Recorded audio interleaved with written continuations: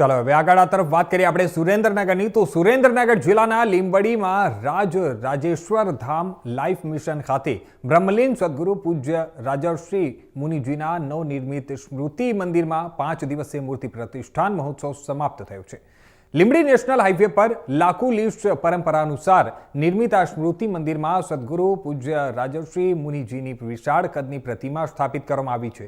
ત્યાં પ્રતિષ્ઠા પ્રસંગે પૂર્વ કેબિનેટ મંત્રી I.K. જાડેજા, ધારાસભ્ય અને પૂર્વ કેબિનેટ મંત્રી કિરીટસિંહ રાણા, સૌરાષ્ટ્ર નિંબાર્ક પીઠના મોટા મંદિરના મહામંડલેશ્વર લલિત કિશોર શરણજી બાપુ તથા અનેક સાધુ સંતો અને સેવકો ઉપસ્થિત રહ્યા હતા. લાઈફ મિશન સંસ્થા જાખડ સમગ્ર ગુજરાતમાં, રાજસ્થાનમાં, મુંબઈમાં અને હરિદ્વાર સહિત દેશના અનેક સ્થાનો ઉપર પોતાનું કાર્ય ચલાવી રહી છે. સનાતન ધર્મના પ્રચાર પ્રસાર માટેનું કાર્ય અને એ કાર્ય થકી સંસ્કૃતિનો પ્રચાર પ્રસાર કરવાનું વર્ષોથી આ સંસ્થા કાર્ય કરી રહી છે. અન્ય વિવિધ સેવાકીય પ્રવૃત્તિઓમાં પણ આ સંસ્થા જોડાયેલી રહેલી છે.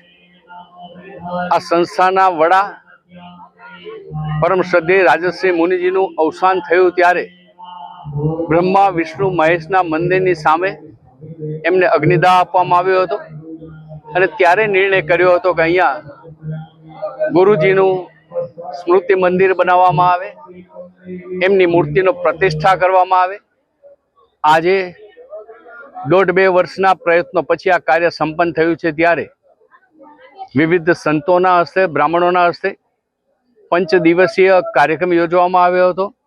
શાસ્ત્રોક્ત વિધિ દ્વારા યજ્ઞ હવન સંપન્ન થયા છે અને આજે ગુરુજીની મૂર્તિનો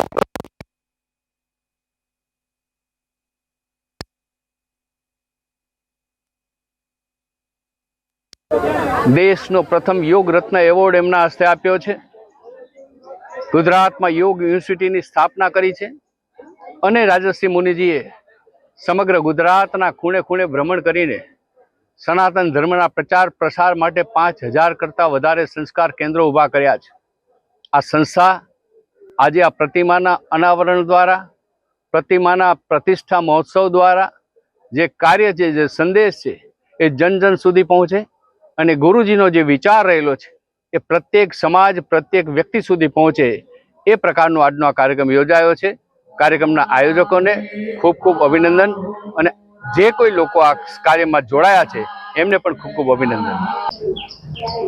શ્રી ગુરુ મૂર્તિ પ્રતિષ્ઠા મહોત્સવ અંતર્ગત આજે જે અમારી લકુલિશ પરંપરા જે રહી છે અને એની અંદર પરમ પૂજ્ય દાદા ગુરુદેવ પ્રણવાનંદજી ની જે એક મથામણ હતી કે આપણી ભારતીય સનાતન સંસ્કૃતિ અને સનાતન ધર્મ સંસ્કૃતિની યોગ વિદ્યા અને ભગવાન શિવજીના 28મા રુદ્રાવતાર ભગવાન લકુલિશજીના વિસરાતા જતા આધ્યાત્મિક વંશને એક પુનર્જીવિત કરવા માટેનો જે ભાવ હતો અને એ જે ભાવ અને મથામણને પોતાનું જીવન કાર્ય બનાવનાર બાપુજી સ્વામી કૃપાલાનંદજી ની એક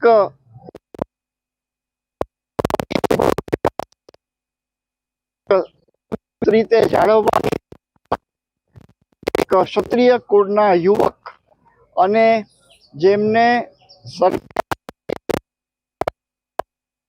જવાબદારીઓમાંથી મુક્ત થઈને ગ્રહ ત્યાગ કરીને એક પોતાની સ્વયં સ્ફુરિત સમજથી અને દાદા ગુરુદેવ અને બાપુજીની સાધના, સહયોગ, સાનિધ્ય, માર્ગદર્શન અને પ્રેરણાથી જેમને એમના પોતાના યોગ પથને એક એવી કેડી કંડારી અને સ્વતઃ પ્રયાણ કરીને વિશ્વને એક ચમત્કાર નહીં પરંતુ સ્વયં સાક્ષાત્કાર તરીકે એક જીવન પથની ભેટ આપી.